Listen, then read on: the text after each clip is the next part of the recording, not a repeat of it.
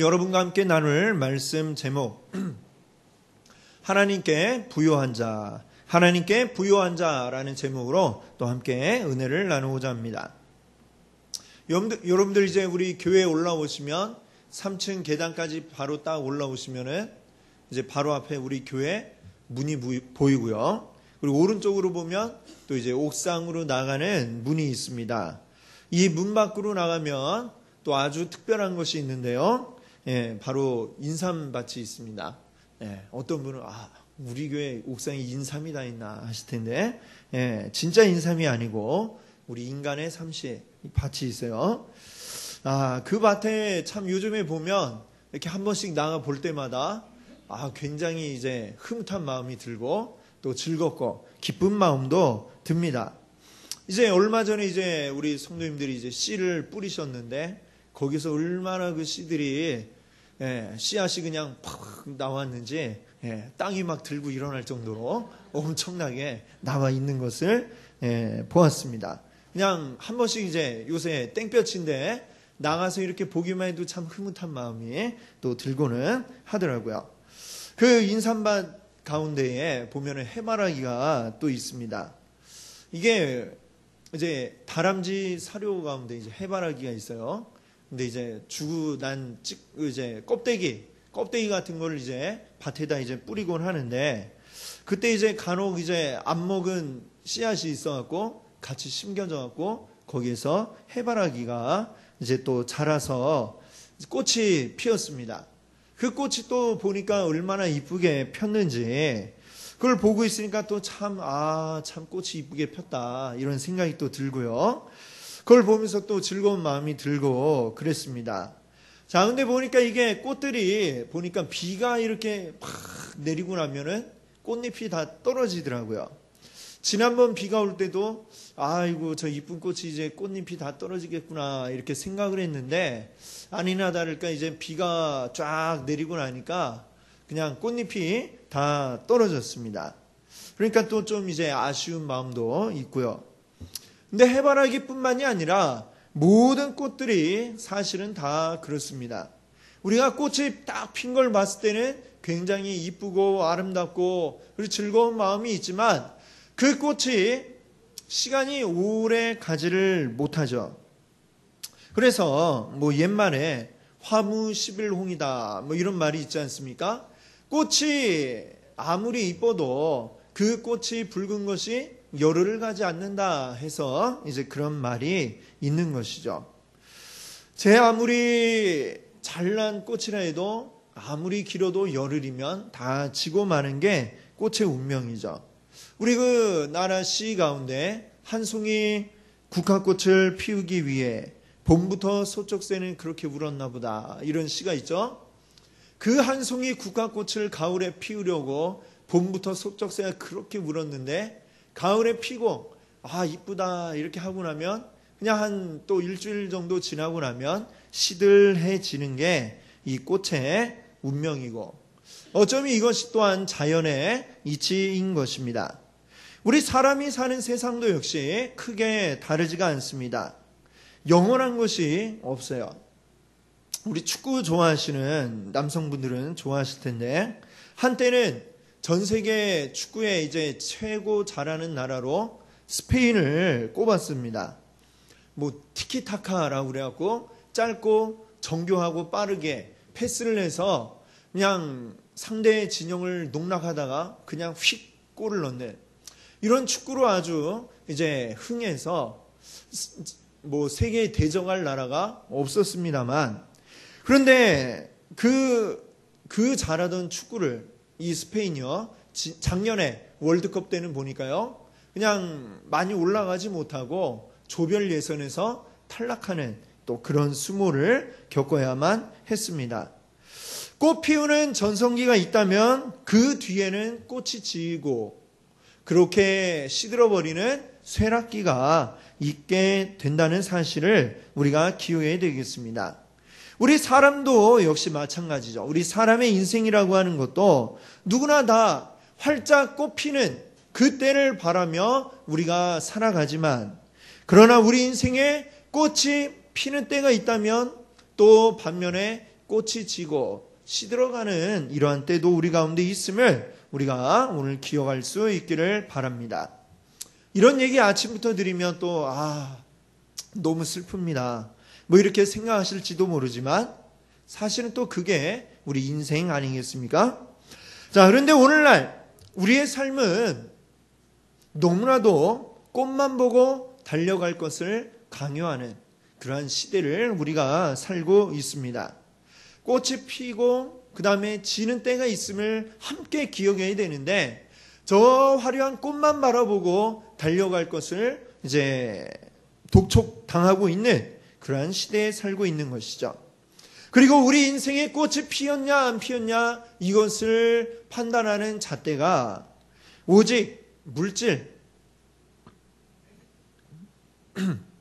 그러니까 돈이 얼마나 있느냐 하는 그 기준 하나로 우리가 평가받고 있는 것입니다.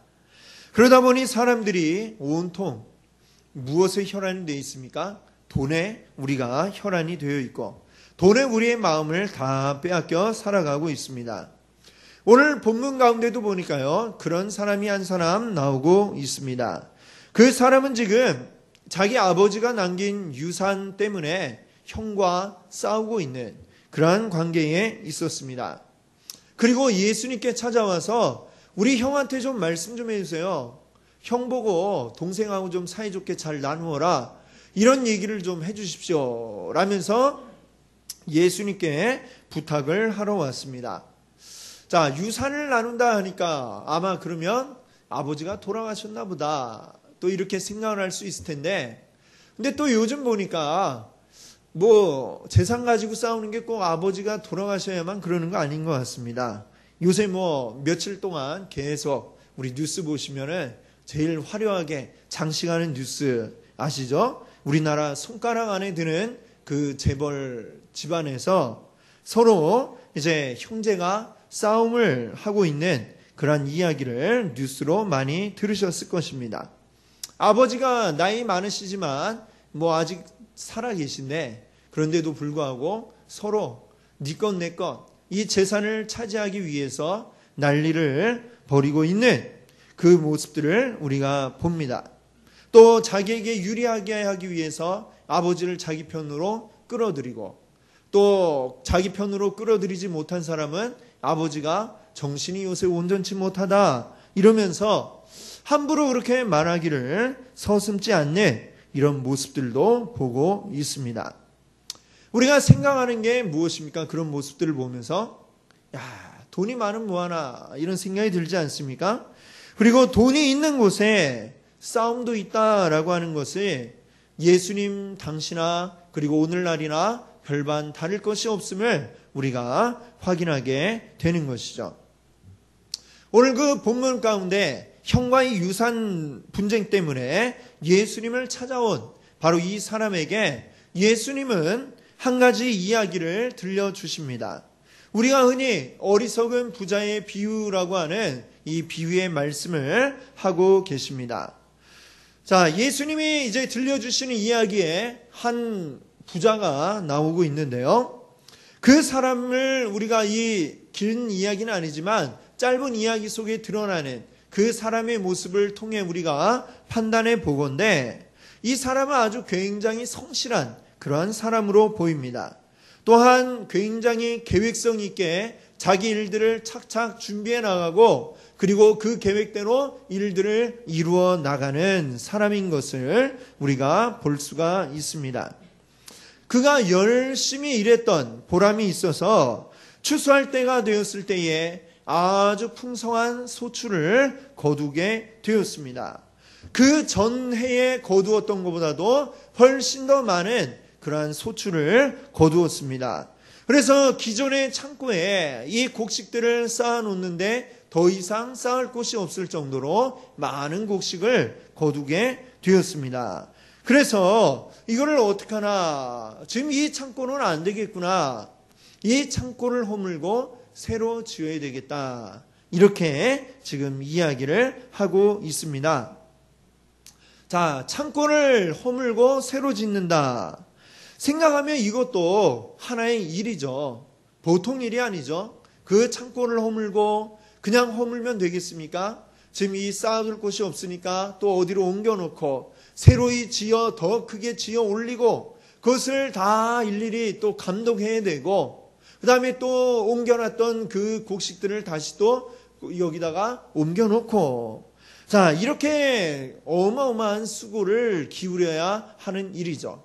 또 수고만으로 됩니까? 많은 돈이 또 들어가야만 창고를 새로 지을 수 있을 것입니다. 자, 돈도 많이 들어가야 되고 또 힘도 들 것이고 그런 일을 지금 또 다시 계획을 하고 있는데 지금 이 부자의 마음은 굉장히 흐뭇한 가운데 있다는 것이죠. 왜 이렇게 흐뭇합니까? 그 일 하는 것보다도 더 기쁜 게 지금 있기 때문이죠. 그만큼 더 많은 이익을 얻었기 때문에 창고를 새로 지어야 한다는 게 일로 다가오는 게 아니라 기쁨으로 지금 이 부자에게는 다가오고 있는 것입니다. 자, 오늘 이 부자가 이야기한 그 말들을 보면, 그 표현을 보면 이 부자는 물질적인 것에 굉장히 집착하고 있는 사람이라는 것을 우리가 알 수 있습니다. 18절을 보시니까 내 곡간을 헐고 더 크게 짓고 내 모든 곡식과 물건을 거기 쌓아두리라 이렇게 이야기합니다. 여기 보니까 눈에 띄는 표현이 내 곡간을 헐고 내 곡간 그냥 곡간을 헐고가 아니라 내 곡간을 헐어야 되겠다 얘기하고 있죠. 그리고 거기에다가 뭘 쌓아둔다고 그래요? 내 곡식과 물건을 쌓아두겠다. 지금 모든 것에다가 지금 내 거라고 하는 이건 내 거야 내 소유야 라고 하는 이야기를 붙여서 말하고 있는 것입니다. 무슨 말입니까? 그가 자기의 소유라고 하는 것을 굉장히 집착하고 있다라고 이렇게 우리가 볼 수 있는 것이죠. 내 거, 이것도 내 거. 놀부가 하는 말이죠. 네 것도 내 것이고 내 것도 내 것이고 예, 이것처럼 자기 것이라고 하는 것 내가 얼마나 가지고 있는가 이 내 소유가 얼마나 되는가라고 하는 것에 어마어마한 집착을 지금 보이고 있는 사람인 것을 우리가 이 한마디 말 속에서 우리가 짐작해 볼 수가 있습니다. 더 이상 쌓아둘 곳이 없을 정도로 많은 소출을 거두었는데 그렇게 되어야 비로소 흐뭇하게 미소 지을 수 있는 이 부자. 자, 그는 이런 흐뭇한 성공을 거두기 위해 얼마나 힘들게 또 열심히 그 일에 매달려 왔겠습니까? 그리고 마침내 그 수고에 대한 결과를 거두어 낸 것이죠. 그리고 그 성과를 바라보면서 흐뭇해하고 있고요. 그러면서 잠시 마음의 기쁨을 또한 누리고 있습니다. 그러면서 한편으로는 또다시 그 다음 일들을 내가 이제 또다시 어떻게 할까? 이걸 통해서 또 얼마나 많은 물질을 내가 모을 수 있을까? 이런 계획들을 끊임없이 세워나가고 있는 모습을 우리가 여기서 엿볼 수가 있습니다. 자, 이러한 부자의 모습, 어쩌면 이것이 오늘날 이 시대를 살아가는 우리 모든 사람들이 어쩌면 이루고 싶은 그러한 성공한 사람의 모습일지도 모르겠습니다. 자, 그래서 2002년도에 영국의 심리학자인 로스웰과 코언이라고 하는 사람들이 행복지수 공식이라고 하는 것을 만들었습니다. 자, 행복을 수치로 표현한다면 어떻게 뽑아낼 수가 있을까라고 하는 것인데요. 이 행복지수 공식에는 세 가지 요소가 포함이 되어 있습니다. 이 세 가지 요소가 들어가 있는데요. 첫 번째는 뭐냐면 개인적인 특성입니다. 개인적인 특성은 뭐냐면 개개인이 가지고 있는 어떤 인생관, 그리고 사회 적응력, 그리고 유연성, 이런 것들을 이제 수치로 표현해내는 게 이제 개인적 특성이 되겠습니다. 그 다음에 두 번째 요소는 뭐냐면요. 생존 조건입니다. 사람이 살아가기 위해 필요한 생존 조건, 건강, 돈, 또 인간관계, 이런 것들이 행복에 영향을 끼친다. 이렇게 말하고 있습니다. 그리고 세 번째는요. 보다 높은 차원의 상태라고 이렇게 이야기를 하는데, 이것은 뭐냐면 그 사람이 가지고 있는 야망, 또 자존심, 또 기대, 그리고 유머, 뭐 이런 것들이 행복에 영향을 끼친다 이렇게 얘기를 합니다. 근데 이 세 가지 요소가 동일하게 이렇게 점수를 부여하는 것이 아니고, 이 행복 지수에서는요, 만약에 개인적인 특성을 1이라고 한다면은 두 번째 조건인 생존 조건, 이것은 5배.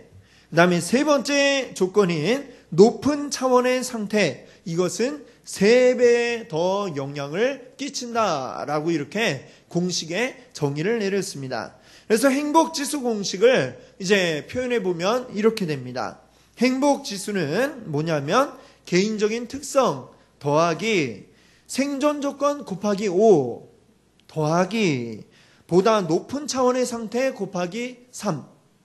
이것들을 더해주면 이게 행복지수다라고 이렇게 이야기를 했습니다. 자, 그러니까 여기서 보니까 가장 큰 영향력을 발휘하는 것은 뭡니까? 두 번째 조건이었던 생존 조건이죠. 그것은 5배의 더 높은 점수를 여기에 부과했습니다. 이 생존 조건에 뭐가 포함이 되어 있다고 그랬습니까? 돈이 거기에 포함이 되어 있습니다. 이것은 뭘 이야기합니까? 우리 일반 사람들이 생각하기에 건강이나 돈과 같은 것들이 행복에서 가장 중요한 요소로 생각이 되고 있다라고 하는 것이죠. 그리고 그것을 반영해서 이 행복 지수를 만들어 낸 것입니다. 자, 그렇게 생각해 본다면 오늘 이 본문 가운데 나오고 있는 예수님 비유에 나오는 이 부자는 다른 사람들보다 최소한 5배는 더 행복할 조건을 가지고 있다. 이렇게 우리가 생각할 수 있겠죠. 그렇죠? 돈이 없는 사람보다는 한 5배는 더 이상 행복할 조건을 이미 가지고 있는 사람입니다. 그러니까 그가 넘쳐나는 그 곳간을 보면서 아주 행복해하고 만족해 하는 것이 아주 당연한 결과일 것입니다. 자, 그런데 오늘 주님은 그 곳간을 보면서 행복해하는 이 부자의 이야기를 하시면서 그게 전부가 아니다. 그게 다가 아니다. 라고 이렇게 말씀을 하고 계십니다. 물질이 넉넉하다면 물론 없는 것보다는 훨씬 좋을 것입니다. 그러나 그것만 가지고 사람이 행복해질 것이라고 생각을 한다면 그것은 어리석은 사람이다라고 주님은 말씀하고 있습니다. 물질이 내 인생을 행복하게 만들어 줄 것이라고 생각하고 열심히 그곳을 향해 달려간다면 그 끝에 가서 착각이었음을 깨닫게 될 것이라는 예수님의 말씀입니다. 왜일까요? 우리에게 있어서 많은 돈, 그리고 풍요로운 생활, 이런 것들은 결코 우리가 가야 할 종착점이 아니기 때문입니다. 성경은 일관되게 우리에게 말씀하기를 이렇게 말씀합니다. 내가 가지고 있는 모든 것들, 사실은 다 이게 내 것이 아니다 라고 이렇게 하나님 말씀에 이야기하고 있습니다. 우리는 다 내 거라고 생각하잖아요. 그렇죠? 내 주머니에 있는, 내 지갑 속에 들어있는 내 돈, 이건 내 거야 라고 이렇게 우리가 생각을 하고 있습니다. 근데 내 게 아니고 내 게 아니라고 한다면 도대체 누구 것이냐라고 하는 것이죠. 누구의 것입니까? 하나님의 것이라고 말하고 있는 것입니다. 하나님의 것인데, 본래 하나님의 것인데 그것을 잠시 우리에게 맡겨주셨다라고 하는 것입니다. 구약성경 여호수아서를 보면요, 이스라엘 사람들이 가나안 땅을 차지하고 난 후에 각 지파별로, 또 지파에서는 또 각 가족별로, 그 다음에는 그 가족 안에서 또 각 개인별로 땅을 분배를 해주게 됩니다. 자, 땅을 다 분배받았습니다. 가족별, 개인별까지 다 분배를 받았습니다. 그러면 그 땅은 누구의 것입니까? 분배받았으니까 이제부터 내 이름으로 된 땅이야 라고 이렇게 이야기하면 그게 맞는 말일까요?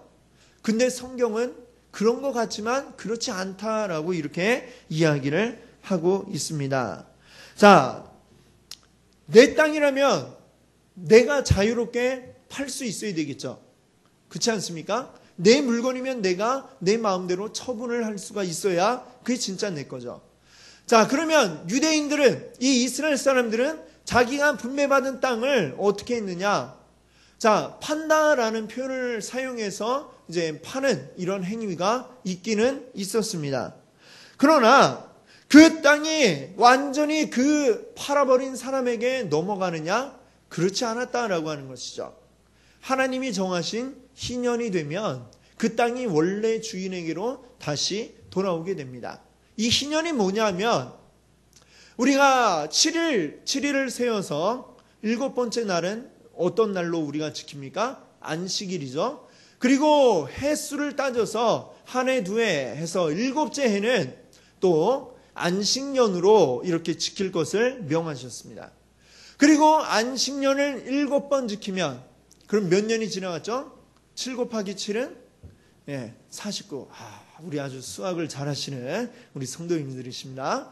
7, 7, 49. 49년이 지나고서 그 다음에 50년째가 되겠죠? 그러면 이 50년째가 뭐냐면 바로 희년인 것입니다. 희년이 되면 모든 것들이 다 원래의 주인에게로 돌아가게 됩니다. 땅은 원래 주인에게로. 그리고 돈이 없어서 다른 집에 종살이를 하던 사람도 다시 원래 자유인으로 돌아오게 되는 해가 바로 이 희년이라고 이야기를 하는 것이죠. 자, 어떻게 이게 가능합니까? 내가 분명히 팔았는데 왜 다시 또 나에게 돌아오느냐? 결국은 뭐냐? 이 땅 모든 것들이 내가 가지고 있는데 내가 분배받았는데 사실은 이게 내 땅이 아니라 하나님이 주신 땅이다라고 하는 거죠. 하나님이 맡겨주신 것, 맡겨주신 것이기 때문에 내 거라면 내가 내 마음대로 처분하지만 하나님이 맡겨주신 것이기 때문에 처분을 마음대로 못하고 잠깐 내가 다른 사람에게 희년이 올 때까지 횟수를 계산해갖고 아직 30년 남았는데 30년 쓸 권리를 제가 양도해 드리겠습니다. 뭐 이런 의미로 해서 그걸 이제 판다라고 설명을 할 수가 있었던 것이죠. 그렇게 넘겼다가 다시 때가 되면 희년이 되면 원래 주인에게로 돌아오게 되는 것입니다. 하나님 왜 이렇게 복잡하게 희년을 만드셨느냐? 이 모든 것들의 주인이 너희들이 아니다. 바로 하나님이 이 모든 것들의 주인이시다라고 하는 것을 50년마다 한 번씩 깨닫게 하시고 기억하게 하려고 이렇게 하셨다는 것입니다. 자, 구약의 이스라엘뿐만이 아니라 우리 모든 성도님들에게도 역시 모든 만물의 주인은 하나님이신 것을 믿으시기 바랍니다. 아멘. 자, 그러면 우리가 어떻게 생각을 해야 될까요? 지금 여러분 주머니 안에 있는 동전들, 또 지갑 속에 있는 지폐들, 뭐 수표, 이 모든 것들 지금 내 수중에 있으니까 이게 내 것인가 보다라고 이렇게 생각을 하지만 이게 사실은 누구 거라는 겁니까? 하나님 것이다라는 것입니다. 그리고 그 하나님께서 지금 나에게 이것을 잠시 맡겨주셨습니다. 성경은 이렇게 내 것이 아닌데 그것을 맡아서 관리하는 사람을 성경은 뭐라고 이야기하냐면요, 청지기라고 이렇게 이야기를 합니다. 우리 모든 성도님들도 하나님의 청지기이신 것을 믿으시기 바랍니다. 아멘. 청지기는 사실 이 노예 제도가 있던 시절에는 종들 가운데 가장 뛰어난 사람, 아주 머리가 명석하고 아주 재주가 있는 이런 사람을 청지기로 세웠습니다. 그래서 그 사람이 주인의 재산을 잘 맡아서 책임지고 관리하고 그 재산을 불려나가도록 이렇게 그 책임을 맡겼던 것이죠. 이것을 지금은 이제 노예 제도가 없으니까 오늘날로 치자면 가장 비슷한 게 제가 생각을 해보니까요, 전문 경영인, 이런 사람을 뭐 청지기 비슷하게 생각할 수 있을 것 같아요. 전문 경영인이 뭔지 아시죠? 어떤 회사, 자, 창업한 사람이 있습니다. 근데 그 사람보다 더 잘 이 회사를 운영하고 관리할 수 있는 사람, 그 사람을 월급 주고 사장으로 앉히는 거죠. 그럼 그 사장이 이 회사를 잘 운영하고 관리해서 회사가 번창하도록 만드는 것입니다. 자, 그런 사람을 우리는 전문 경영인이라고 이야기를 합니다. 이 전문 경영인은 이 회사가 자기가 만든 회사는 아니지만 그러나 자기가 가지고 있는 능력을 최대한 발휘해서 이 회사가 잘 돌아갈 수 있도록, 그리고 이 회사가 번영하고 그리고 더 크게 확장되어 갈 수 있도록 그렇게 만드는 것입니다. 그 과정에서 이 사장의 권위로서 이제 자기가 권위를 위임받아서 여러 가지 일들을 진행을 해 나갑니다. 큰 프로젝트가 있으면 많은 돈을 사용할 수 있는 권한도 그에게 주어지고요. 또 필요에 따라서 여러 가지로 또 조직을 바꾸기도 하고 여러 가지로 할 수 있는 이런 권한들이 그 전문 경영인에게 주어지게 되는 것이죠. 자, 그런데 이 전문 경영인이 만약에 자기에게 주어진 이 권한을 사용해서 제대로 회사를 운영하지 못한다면 그러면 어떻게 될까요? 맡겨봤더니 회사 실적이 형편없는 거예요. 영업 실적은 떨어지고 이 우수한 인재들은 다 다른 회사로 빠져나가고 회사가 지금 망하기 일보 직전이 되었습니다. 그럼 그 전문 경영인은 어떻게 될까요? 당장 사표 써야죠. 그렇죠? 쫓겨나는 이러한 꼴을 당할 수밖에 없을 것입니다. 잘리는 것은 둘째치고 요즘 뉴스에서 많이 듣는 그런 죄목 가운데 하나인데요. 횡령 및 배임 이런 거 들어보셨죠? 잘못하면 그런 걸로 엮여서 감옥살이를 할 수도 있는 게 바로 이 전문 경영인의 그런 운명이다. 이렇게 말할 수 있겠습니다. 맡겨준 것을 제대로 관리한다면 많은 월급과 보너스를 보장받을 수 있지만 제대로 하지 못할 때는 최악의 경우에는 감옥에 갈 수도 있다라고 하는 것입니다. 오늘 비유 속에 나오는 부자, 사실은 그가 이 모든 곳간에 쌓여있는 곡식들의 참 주인이 자기가 아니고 자신은 하나님에게 고용된 전문 경영인, 청직이다라고 하는 것을 이 부자는 알았어야만 한다는 것입니다. 그가 어떻게 그 많은 곡식들을 곳간에 쌓을 수가 있었겠습니까? 그가 물론 열심히 했겠죠. 그러나 사람이 열심히 한다고 해서 다 잘 됩니까? 다 잘 되진 않죠. 열심히 해도 실패하는 경우들이 얼마나 많은지 모릅니다. 그가 그 많은 곡식을 거둔 데에는 하나님의 계획과 뜻이 그에게 있었기 때문인 것입니다. 하나님이 원하시는 뜻에 맞게 이 재물들을 잘 사용해라 라고 하나님이 그에게 맡겨주셨습니다. 그런데 이 부자는 어떻게 생각했습니까? 내 곡식, 내 곳간 이렇게 생각하면서 이 모든 게 다 내 것이다. 그러니 내 즐거운 대로, 내 마음대로, 내 뜻대로 하겠다. 이 마음을 가지니까 그러니까 이 말씀 끝에 가서 뭐라고 이야기합니까? 오늘 밤에 내 영혼을 도로 찾으리니 그러면 내 준비한 것이 누구의 것이 되겠느냐. 이 말은 뭡니까? 하나님이 이 전문 경영인으로 맡겼는데 너 안 되겠다. 그만둬라. 거동하신다는 이야기를 하고 계신 것이죠. 오늘 예수님 말씀처럼 오늘 우리가 잘 기억할 수 있기를 바랍니다. 오늘 제목이 뭐죠? 하나님께 부요한 자입니다. 하나님께 부요한 자. 우리는 누구를 위하여 부요한 자입니까? 누구에게 부요합니까? 21절 말씀을 오늘 마지막 보십시오. 자기를 위하여 재물을 쌓아두고 하나님께 대하여 부요하지 못한 자가 이와 같으니라. 자, 하나님께 부요하지 못한 자, 어떤 자들입니까? 자기를 위하여 재물을 쌓아두는 자다. 이렇게 말씀하고 있습니다. 우리는 누구에게 지금 부요합니까? 나에게 부요합니까? 아니면 하나님께 부요합니까? 이 말은 다시 이야기하면 지금 내가 가지고 있는 이 모든 것들의 주인이 하나님이십니까? 아니면 나입니까? 라는 것을 묻고 있는 것입니다. 오늘 우리가 가진 모든 것들의 주인이 하나님이심을 기억하시기 바랍니다. 그러면 우리는 하나님께 부요한 자가 될 수 있을 것입니다.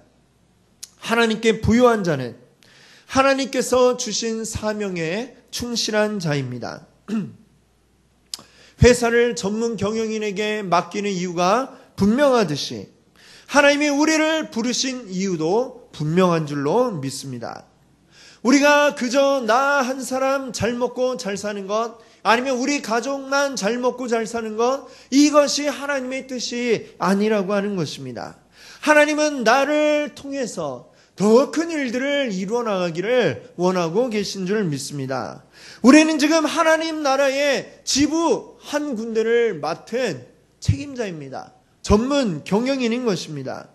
오늘도 또 내일도 모레도 우리가 힘써야 할 것이 무엇입니까? 바로 하나님 나라를 위한, 하나님 나라의 번성을 위한 일들을 우리에게 맡겨주셨고 그 일들을 우리가 힘써 해야 할 줄 믿습니다. 하나님 나라를 위해 하나님께서 우리에게 맡겨주신 것들을 가지고 우리는 최대한 잘 사용을 해서 하나님의 일들을 이루어 나갈 수 있어야 하겠습니다. 하나님을 위해서 힘써 행한 자들에게 하나님은 더 큰 것들을 맡겨주셨습니다. 성경에 보면 달란트 비유가 나오죠. 1달란트, 2달란트, 5달란트 각각 맡겨주셨는데 5달란트를 받았던 사람, 이 5달란트를 가지고 어떻게 했습니까? 열심히 일을 했습니다. 그래갖고 또 5달란트를 벌었습니다. 합해서 몇 달란트일까요? 10달란트. 10달란트 주인에게 가서 제가 열심히 일해서 이렇게 벌어왔습니다, 주인님 하고 딱 드렸더니 착하고 충성된 종아 하면서 그 다음에 어떻게 했어요? 자, 이 10달란트 가지고 또 열심히 해봐라 하면서 더 큰 걸 우리에게 맡겨주셨던 것이죠. 자, 이런 은혜가 하나님의 뜻대로 열심히 하는 청지기, 하나님의 전문 경영인인 여러분들에게 있기를 바랍니다. 아멘. 하나님이 주신 사명을 온전히 아는 자, 그러한 자가 하나님께 부요한 자인 줄 믿습니다. 하나님의 주신 사명을 알고 하나님께 부요한 자들은 계속해서 성장해 나갈 줄 믿습니다. 우리에게 주신 것 또 배로 번식해서 주님께 갖다 드리면 주님이 그것을 도로 우리에게 맡기시고 또 열심히 수고해서 주님께 열심히 했습니다, 주님 보십시오 이러면 또 그것을 우리에게 다시 맡겨주시고 성장하지 않을 수가 없는 것입니다. 이게 바로 성경의 원리인 것을 여러분들 믿으시기 바랍니다. 우리의 사명을 온전히 알기를 바랍니다. 그리고 그 사명을 온전히 이루어 나가시는 우리 귀한 성도님들 되시기 바랍니다. 아멘. 함께 같이 기도합니다.